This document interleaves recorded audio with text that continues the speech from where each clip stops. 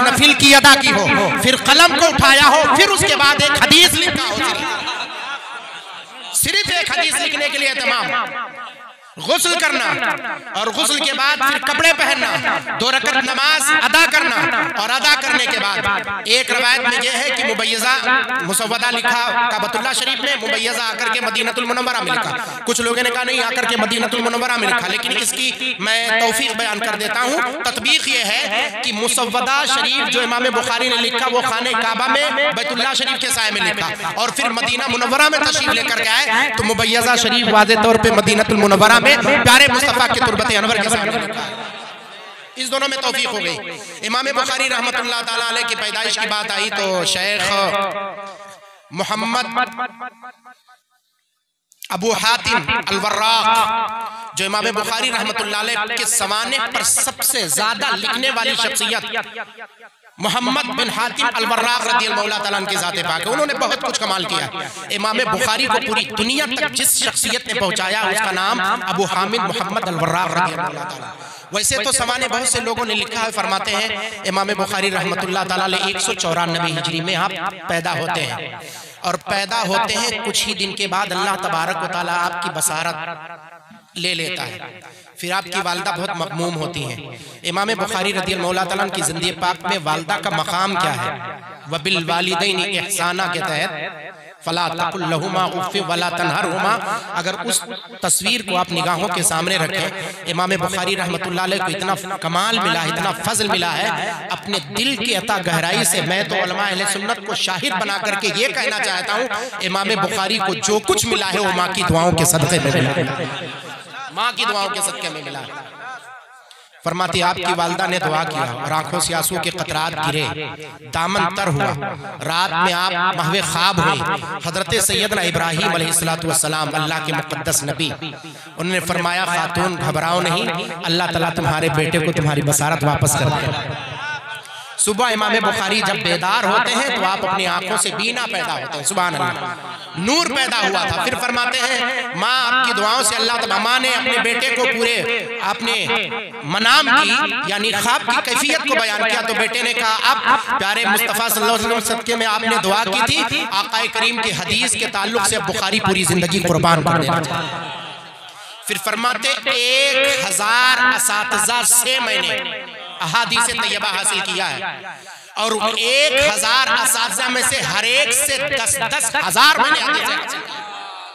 और फरमाते वो हासिल कितना किया इसका अहाता तो कम, फरमाते जितनी मुझे याद है एक एक उस्ताद के सनद से 10-10 हज़ार हदीस जहां कहो मैं वहां बैठ करके उसको नकल कर सकता हूं। इमाम बुखारी रहमतुल्लाह अलैह फरमाते हैं 16 साल की उम्र में सब मैं पहली मर्तबा जब गया मदीनतुल मुनव्वरा अपने भाई अहमद के साथ, वालदा करीमा थी, फिर वापस वो चल करके आए और भाई हमारे वापस आए, मैं वहीं रुक गया, हज करने के लिए गया था, मैं वहीं रुक गया। उलमा अहले सुन्नत से बहुत कुछ मैंने सीखा, बहुत हासिल किया, बहुत हासिल किया, इतना हासिल किया कि दुनिया जब मुझे और मेरा इम्तिहान लेना चाहिए तो इमाम बुखारी रहमतुल्लाह अलैह फरमाते मैंने कहा जिस बाब में कहो बुखारी उस बाब के तहत कम से कम हजारों हदीस बयान करता हुआ। मक्कातुल मुकर्रमा में कुछ लोगों ने कहा इमाम बुखारी बैनुल क़ादैन बैनुल सजदतैन जो जलसा होता है, 2 सजदे के दरमियान जो बैठक होती है उसमें आप कहने के मुताबिक रुकने के कायल नहीं थे। कुछ लोगों ने बयान किया, इमाम बुखारी के कान तक के बात पहुंची तो इमाम बुखारी रहमतुल्लाह अलैह फरमाते हैं जिन लोगों ने कहा है उनको सामने लेकर के आओ, कसम उस खुदाए वादहु ला शरीक की जिसके कब्जे कुदरत में मेरी जान है, 100 अहादीस तैयबा नमाज के मुताल्लिक बैन सजदतैन की रवायत को मैं इमाम बुखारी फरमाते हैं मैं उन उलमा के सामने बयान करता हूं। अब वक्त तो ज़्यादा नहीं है क्योंकि हदीस पाक की भी तशरीह करनी है, लेकिन एक बात बयान करना बहुत ज़्यादा ज़रूरी है। इमाम बुखारी रहमतुल्लाह अलैह को अल्लाह ने कमाल का हिफ्ज़ दिया था, याद करने की जो कुव्वत है जिसे हिफ्ज़ कहते हैं बहुत कमाल का था। इमाम बुखारी रहमतुल्लाह ताला अलैह के अंदर हिफ्ज़ करने की सलाहियत ऐसी थी, फरमाते जो कुछ मैं सुनता था अल्लाह ताला मेरे जहन में उसको नक्श फरमा देता था। यही अबू मोहम्मद बिन हातिम अल-वर्राक़ रज़ियल्लाहु ताला यही फरमाते हैं कि अबू हाशिम इस्माइल रज़ियल्लाहु ताला जो उनके साथियों में से इमाम बुखारी फरमाते हैं मैं बसरा गया और बसरा के शुयूख से हदीस पाक हासिल की। 1 दिन 2 दिन 3 दिन मुकम्मल 16 दिन तक अहादीस तैयबा हम लोग पढ़ते रहे। जिस शेख के पास गए अहादीस पढ़ते रहे। 16 दिन जब गुजर गए तो मैंने टोका, मैंने कहा बुखारी तुमने अभी तक अपनी कॉपी में अपने दस्तावेज में एक भी हदीस नहीं लिखी, तुम पढ़ने किस लिए आए हो? क्यों 16 दिन गुजर गए? कहा पढ़ने किस लिए आए हो? जब तुम्हें लिखना ही नहीं है फिर याद कैसे करोगे? जब लिखोगे नहीं तो याद कैसे? क्योंकि आले इल्म सईदुन वल किताबतु क़ैदुन, इल्म शिकारी है और लिखना उसको कैद करना है। जिसने लिखा अपने कॉपी में गोया इल्म को उसने कैद कर लिया, उस शिकार को उसने कैद कर लिया। तो इमाम बुखारी रहमतुल्लाह अलैह फरमाते हैं अबू हाशिम अगर तुम जितना लिखे हो अपनी कॉपी लेकर के लाओ और कहा मेरे सामने बैठो। फरमाते पहले दिन से जिस तरतीब से हदीस पाक जिस शेख से समाअत किया था 16 दिन में किस शेख से कितनी हदीसें समाअत की है इमाम बुखारी ज़बानी उसको बयान करते हैं। 16 दिन की हदीस पाक मुसलसल और फरमाते हैं नहीं कि शेख ने पहली हदीस कौन सी बयान की, दूसरी कौन सी बयान की, तीसरी कौन सी बयान की। ऐसे जितनी तादाद में शुयूख बयान करते रहे उस तादाद का एतबार करते हुए अबू हाशिम फरमाते फिर उसके बाद मैंने कह दिया कि इस रूए जमीन पर इमाम बुखारी से ज्यादा अज़का व अफ़हाम हदीस पाक समझने के मुताबिक कोई जात मौजूद नहीं। इमाम बुखारी रहमतुल्लाह अलैह बुखारा बसरा की सरजमीन पर हजारों लोग जब ऐलान हुआ कि इमाम बुखारी आए हुए हैं तो बसरा वालों में थोड़ी सी कनक थी, जिसको आप कहते हैं थोड़ी सी किसी को ना कबूल करने की आदत, जल्दी किसी को कबूल नहीं करते थे। सुना इमाम बुखारी आ रहे, उनके इल्म का और उनके हदीस का शोहरा बहुत है, तो बैठे वहां पर और 10 लोगों को तैयार किया गया। तैयार करने के बाद ये हुआ कि 10-10 लोगों को 10 हदीस पाक और उसकी सनद में मिलाप करके इधर की सनद इधर यानी सहाबी को ताबई, ताबई को सहाबी, ताबई तबाई, इस तरह से बयान करने के बाद उलट पलट करके सनद को 10-10 हदीस पाक 10 लोग यानी 100 सनदों को उलट पलट करके इमाम बुखारी के सामने सवालात करने के लिए तैयार किया गया। मजमा बैठा इमाम बुखारी रहमतुल्लाह अलैह नमाज पढ़ने के बाद बैठे और नकल करवाने लगे हदीस पाक। लोगों में से एक ने पूछा सैयदना इमाम बुखारी अगर इसमें से कोई सवाल पूछने वाला आपसे हो तो आप उसके सवाल का जवाब देंगे हदीस पाक के ताल्लुक से, खासकर सनद के हवाले से? फरमाते हैं बिल्कुल।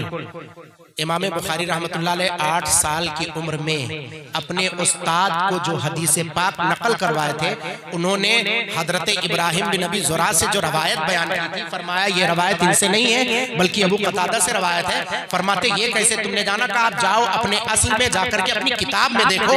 इमाम बुखारी ने जैसे कहा था उस्ताद गए असल की तरफ रुजू किया, वापस पलटे, कहा बेटे बताओ तुम्हें कैसे पता? कहा अल्लाह तबारक व तआला ने मुझे इत्कान दिया, एक मर्तबा मैं अगर पढ़ लेता हूँ सनद तो फिर दोबारा भूलता नहीं। उस्ताद को भी मानने पर मजबूर कर दिया इमाम बुखारी रहमतुल्लाह अलैह। तो 10 लोग पढ़े थे तो पहला शख्स खड़ा हुआ और उसने सनद को पलट करके इमाम बुखारी पर बयान किया 10 हदीस। दूसरा खड़ा हुआ वो 10 हदीस बयान किया। इमाम बुखारी फरमाते ठीक है। दूसरा भी, अब लोग ताज्जुब में है कि सवाल का जवाब देना चाहिए, कहते हैं बैठ जाओ। तीसरे से कहा आप भी सुनाए, वो 10 हदीस सुनाए, वो भी सनद की तरतीब को पलट दिया। चौथे ने 10 लोग ऐसे थे 100 हदीस पाक को सनद पलट करके इमाम बुखारी पर पेश किए। इमाम बुखारी रहमतुल्लाह अलैह फरमाते हैं सब बैठ जाओ। फिर उसके बाद जब 10 पूरे हो गए कहा और किसी को सवाल करना है? कहा नहीं अभी नहीं के सवाल का जवाब दे। आपने फरमाया पहला शख्स उठे। पहला शख्स उठा तो आप फरमाते हैं पहली हदीस तुमने ये बयान की और उसका सनद ये है, दूसरी तुमने ये बयान की उसका सनद ये है। इमाम शेखुल इस्लाम इब्ने हजर अस्कलानी रहमतुल्लाह अलैह जो मुहद्दिस हैं, जिनके इल्मे हदीस पर जिन्हें हुज्जत कहा जाता है, हुज्जतुल हदीस कहा जाता है, वो बयान फरमाते हैं कि मैं इमाम बुखारी के सनद की तस्हीह पर ताज्जुब नहीं करता हूँ, मुझे ताज्जुब इस बात पर है कि उन 10 ने जो तरतीब बयान की थी, पहले दूसरे तीसरे चौथे सातवें ऐसे जो तरतीब बयान की थी, उस तरतीब पर मुझे हैरत हुई कि इमाम बुखारी ने बितरतीब 100 हदीस की सही सनद को बयान करके फरमाया ये हदीस इस तरह से है। बसरा के लोग उठे, उठने के बाद इमाम बुखारी के हाथ को चूमा, फिर फरमाते इस आसमान के नीचे अल्लाह ने सबसे ज्यादा अज़का अगर किसी को किया इमाम बुखारी को। अल्लाहु अकबर या रसूल अल्लाह, जिंदाबाद जिंदाबाद। वो उम्मत के सबसे बड़ी अमानत का नाम, इल्मे हदीस के तई सबसे बड़ी अमानत का नाम इमाम बुखारी रहमतुल्लाह अलैह फरमा। इमाम बुखारी रहमतुल्लाह अलैह को जब मसले, जब अल्लाह तबारक व तआला के सिफत के मसले पर, हाँ, कलामुल्लाह अल्लाह की सिफत है, हाँ, कि नहीं है, इस बात पर जब बुखारा शरीफ में और उसके बाद समरकंद में जब आपको परेशान किया गया हुकूमत की तरफ से, यही मसला हुआ था। इमाम बुखारी रहमतुल्लाह अलैह को यहाँ पर मुश्किल कर दिया था उनका जीना, और वहां भी पहुंचते तो वहां मुश्किल कर दिया था। इसी बीच में जब आप मकाम खरतंग में पहुंचे थे, वहां पर आपने खुद दुआ की थी। कोई ऐसा मुहद्दिस नहीं है जिसने अल्लाह तबारक व तआला के बारगाह में हाथ उठा करके दुआ किया हो अपने आखिरी वक्त की। इमाम बुखारी रहमतुल्लाह अलैह ने दुआ किया था, इतना परेशान कर दिया था उस मसले पर। मसला बहुत वसी और अरीज़ है, उसको बयान करेंगे आधा घंटा वैसे ही लग जाएगा। लेकिन इमाम बुखारी रहमतुल्लाह, और सबसे ताज्जुब की बात यह है कि इमाम बुखारी की दुआ खुद अपने विसाल के सिलसिले में अल्लाह ने कबूल फरमाया। और इमाम बुखारी की बयान की जाती कि उनके मज़ार की मिट्टी से आग भी, 62 साल की उम्र थी, सिर्फ 15 दिन कम थे, 16 दिन कम इमाम बुखारी रहमतुल्लाह तआला अलैह की। 62 साल की उम्र थी इमाम बुखारी रहमतुल्लाह अलैह। जिस तुरबत अनवर पे आप जलवाबार हैं, वहां की मिट्टी से बताते आज भी खुशबू आ रही है। यहाँ तक कि मिट्टी लोग लेकर के गए अपने अपने घरों तक, और बहुत उसके बाद में मिट्टियां आपके तुरबत अनवर पर लाकर बहुत सारी मिट्टी को रखा गया और लोग बतौर बरकत लेकर के जाते थे। आज भी इल्मे हदीस में किसी को अगर मकाम खरतंग, अगर वहां बुखारा और समरकंद वगैरह उस मावराउन नहर में किसी को कोई परेशानी, तो पूरी दुनिया के वो जाता है मुहद्दिस और इमाम बुखारी के मज़ार पर बैठकर फातिहा पढ़ता है, फिर फरमाता हदीस पाक के तमाम मसाइल मुझे हल होते हुए वहीं से नजर आते हैं। इमाम बुखारी जब तक बाहयात थे तब भी खिदमत करते थे, और आप जब बातनी जिंदगी में है उस वक्त भी मुहद्दिसीन किराम की तायीद फरमाते हुए नजर आते हैं इमाम बुखारी रहमतुल्लाह। आपकी जिंदगी के बारे में जितना सुना जाए उतना कम है। यकीनन वैसी शख्सियत है जिसके बारे में ज्यादा कुछ ना कह करके बस मैं उनकी आखिरी हदीस पाक, चूंकि आपने इफ्तिताह कर लिया, इख्तिताम हो जाए, आखिरी हदीस पाक मैं बाप से पढ़ता हूँ, आप तमामी हज़रात समाअत करें। बाबु कौलिल्लाहि तबारक व तआला व नदउल मवाज़ीनल क़िस्त अल यौमल क़ियामह व अन्ना अमालु बनी आदम व क़ौलुहुम यूज़नु व क़ाल मुजाहिद अल क़िस्तास अल अदल बिर्रुमियति व युक़ालु अल क़िस्त मस्दरुल मुक़सित व हुवल आदिल व अम्मल क़ासित फ़हुवल जाइर। हद्दसना अहमद इब्न अशकाब क़ाल हद्दसना मुहम्मद इब्न फुदैल अन अम्मार इब्न क़अक़ा अन अबी ज़ुरअ रज़ियल्लाहु मौला तआला अन्हुम अन अबी हुरैरा रज़ियल्लाहु मौला तआला अन्हु क़ाल क़ाल अन्नबी सल्लल्लाहु अलैहि वसल्लम कलिमतानि हबीबतानि इलर रहमानि खफीफतानि अलल लिसान तक़ीलतानि फिल मीज़ान सुब्हानल्लाहि व बिहम्दिही सुब्हानल्लाहिल अज़ीम। इमाम बुखारी की आखिरी हदीस पाक है। और इत्तेफाक की बात तो ये है, इस हदीस पाक की शरह बयान करते हुए मैं बताना चाहता हूँ, अन उमर इब्न ख़त्ताब रज़ियल्लाहु मौला तआला अन्हु क़ाल क़ाल नबी सल्लल्लाहु अलैहि वसल्लम इन्नमल अमालु बिन्नियात व इन्नमा लिकुल्लि इम्रिइन मा नवा फमन कानत हिजरतुहु इलल्लाहि व रसूलिहि फहिजरतुहु इलल्लाहि व रसूलिहि व मन कानत हिजरतुहु इला दुनिया युसीबुहा अव इम्रअतिन यनकिहुहा फहिजरतुहु इला मा हाजरा इलैहि। ये पहली हदीस पाक है। पहली हदीस पाक नियत पर मुश्तमिल है और आखिरी हदीस पाक जिक्र पर मुश्तमिल है। ये दोनों जिल्द है। पहली हदीस पहली जिल्द में पाएंगे, आखिरी हदीस आखिरी जिल्द में पाएंगे, दूसरी जिल्द में। इन दोनों में इत्तेफाक कैसे इमाम बुखारी ने नियत से शुरू किया और आखिर में जिक्र पर आकर के खत्म क्यों किया? उलमा मुहद्दिसीन किराम बयान फरमाते हैं कि ये जो तस्बीह है सुभान अल्लाहि व बिहम्दिही सुभान अल्लाहिल अज़ीम, फरमाते जिस महफिल में खत्म किया जाए उस महफिल में जो भी खताएं हो, उस महफिल के खत्म होते अगर ये दुआ कर ली जाए तो अल्लाह ताला उन सारी की खताओं को माफ फरमा देता है। ये तरादुद जो इमाम बुखारी ने इस्तेमाल किया है, फरमाते हैं आखिर में जो हदीस पाक, इसकी सबसे बड़ी बरकत यह है कि अगर कोई कमी कजी शुरू से लेकर और दूसरी जिल्द तक आखिर तक कोई कमी कजी रही हो तो अल्लाह ताला इस दुआ के सदक़े में और इस तस्बीह के सदक़े में अल्लाह हमारे तजावुज़ात को दरगुजर फरमाता है। ये सबसे बड़ा कमाल इमाम बुखारी रहमतुल्लाह ताला अलैह का है। उसके बाद फरमाते हैं ये बाब जो बांधा इमाम बुखारी रहमतुल्लाह ताला अलैह, इसके सिलसिले में बहुत सारी तफसील और तशरीह तौज़ीह है, लेकिन इख्तिसार हुआ था, वैसे भी वक्त ज़्यादा होगा। मैं मादरत चाहूँगा, अभी लंगर के और बहुत सारे मामलात हज़रत आप लोगों के मैं मादरत चाहता हूँ। ये इमाम बुखारी रहमतुल्लाह अलैह फरमाते हैं कि अल्लाह तबारक व तआला का कौल, देखें एक हदीस कुदसी है, एक हदीस नबवी है, जिसकी रवायत खुद हुजूर सल्लल्लाहु अलैहि वसल्लम फरमाए वो हदीस कुदसी है, और जिसे सहाबा ये फरमाए क़ाल नबी सल्लल्लाहु अलैहि वसल्लम वो हदीस नबवी है। बहरकैफ नूरुल अनवार जैसे तमाम किताबों में आपने पढ़ा ही होगा इन सारी चीज़ों को। तो फरमाते हैं नदउल मवाज़ीन अल क़िस्ता, मैदान क़यामत में अल्लाह ताला फरमाता है कि हम मैदान क़यामत में अदल का तराजू रखेंगे, अदल और इंसाफ का। इसका मतलब ये है कि अल्लाह तबारक तआला मैदान क़यामत में हर अपने बंदे से अदल और इंसाफ फरमाएगा, जर्रा बराबर उसमें जुल्म और जबर का शायबा तक नहीं है। उसके बारे में बयान फरमाते हैं।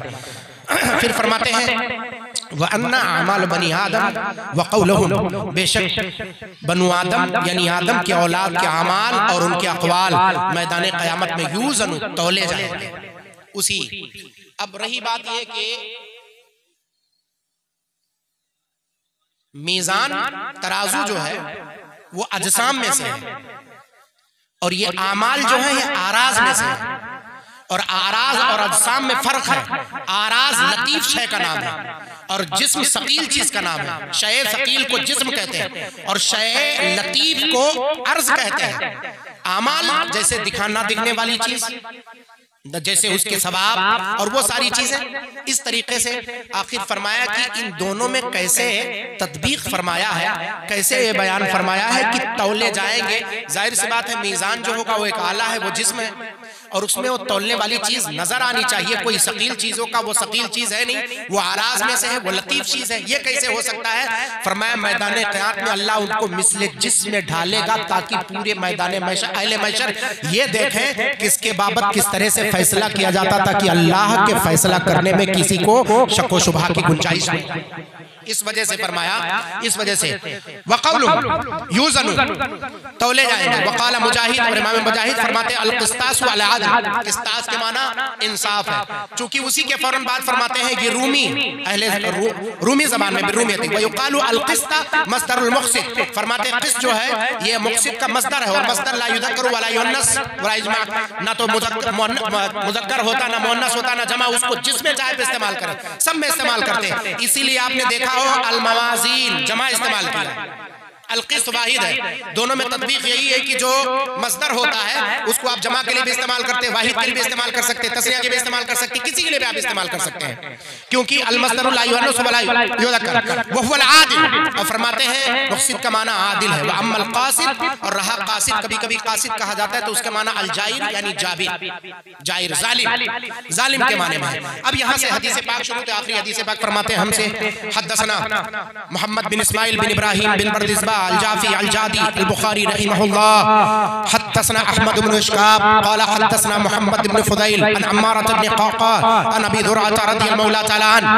हज़रत इमाम बुखारी रहमतुल्लाह अलैह फरमाते हमसे हदीस बयान की अहमद बिन इश्काब ने, वो हमसे फरमाते हमसे हदीस बयान की मोहम्मद बिन फुदैल ने, वो बयान फरमाते हमसे अम्मार बिन क़क़ा ने बयान फरमाया, फरमाते हमसे अबी दुरअ ने बयान फरमाया। हज़रत अबू दुरअ बयान फरमाते हमसे सुल्तानुल मुहद्दिसीन सैयदना अबू अब्दुर्रहमान अबू हुरैरा रज़ियल्लाहु तआला बयान फरमाते, वो बयान फरमाते हैं क़ाल नबी सल्लल्लाहु अलैहि वसल्लम, अल्लाह के प्यारे हबीब सल्लल्लाहु अलैहि वसल्लम ने फरमाया कलिमतान हबीबतान, दो कलमे हैं जो अल्लाह को बहुत महबूब हैं, दो कलमे हैं जो अल्लाह को बहुत महबूब है, बहुत महबूब है।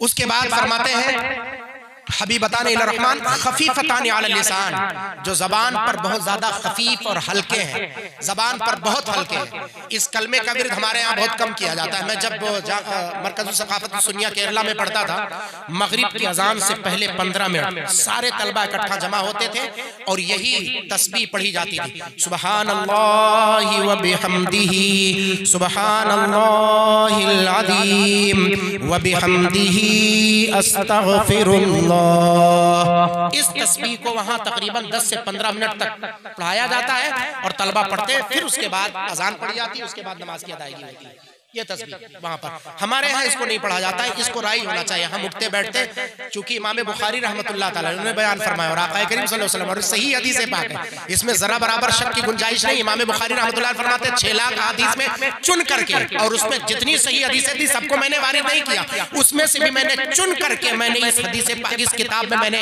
उन हदीस पाक को वारिद किया है और सरदे हदीस फरमाया है, सरदे हदीस फरमाया है। फरमाते दो कलमे अल्लाह को बहुत महबूब है, खफीफ है जबान पर, हल्के हैं ज़बान पर, तकीलतानी फिल मीज़ान, लेकिन मीज़ान अमल पर बहुत भारी है।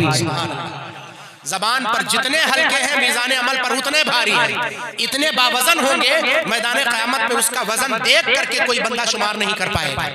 वो कलमे क्या है? फरमाते सुब्हानल्लाहि व बिहम्दिही सुब्हानल्लाहिल अज़ीम।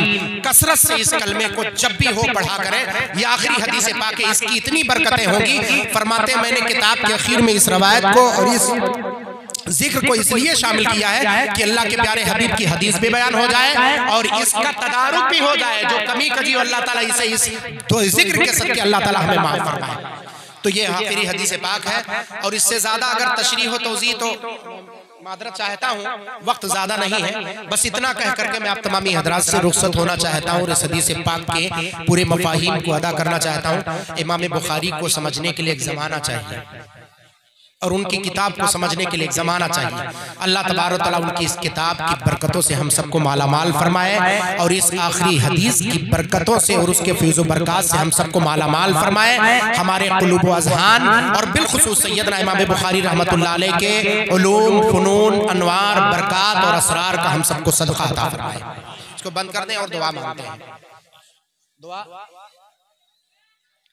दुआ मांगे। अल्हम्दुलिल्लाह अल्हम्दुलिल्लाह अल्हम्दुलिल्लाह रब्बिल आलमीन हम्दन कसीरन तय्यिबन मुबारकन फी अला कुल्ली हाल हम्दन युवाफी निअमतहु काफ़ी मज़ीदा। या रब्बना लकल हम्दु कमा यंबग़ी लिजलाली वजहिका व अज़ीम सुल्तानिका सुब्हानका ला नुज़ी सनाअन अलैक व अंत कमा अथनैता अला नफ़्सी फलकल हम्दु व लकश शुक्र हत्ता तरदा। अल्लाहुम्मा सल्लि अला सय्यिदिना शफ़ीना नबीना मौलाना मुहम्मदिन बारिक व सल्लिम सल्लु अलैहि सलातु व सलामन अलैका या सय्यिदी या रसूलल्लाह व सल्लम अलैका या सय्यिदी या नबी अल्लाह सल्लल्लाहु तआला अलैहि व आलिहि व सहबिहि व सल्लम। मौला तबारक व तआला ये जामिया के तालिबान उलूम नबविया ने तेरे प्यारे महबूब की प्यारी हदीस पाक सही बुखारी शरीफ से सैयदना इमाम मोहम्मद बिन इस्माइल बिन इब्राहिम बिन बरदिज़बाल बुखारी अल जाफ़ी अल जादी रहमहुल्लाह की किताब के हवाले से आखिरी हदीस पाक तेरे प्यारे महबूब के इन्होंने पढ़ा है। मौला तबारक तआला इनके दिलों में अहादीस तैयबा का इत्क़ान फरमा दे। मौला इनके दिलों को अहादीस तैयबा की रोशनियों से मुनव्वर व मामूर फरमा दे, मुनव्वर फरमा दे। जितने लोग इस मजलिस पाक में शरीक सआदत है, बूढ़े बच्चे, नौजवान, माए बहने, मौला सबकी हाजिरी को कबूल फरमा ले।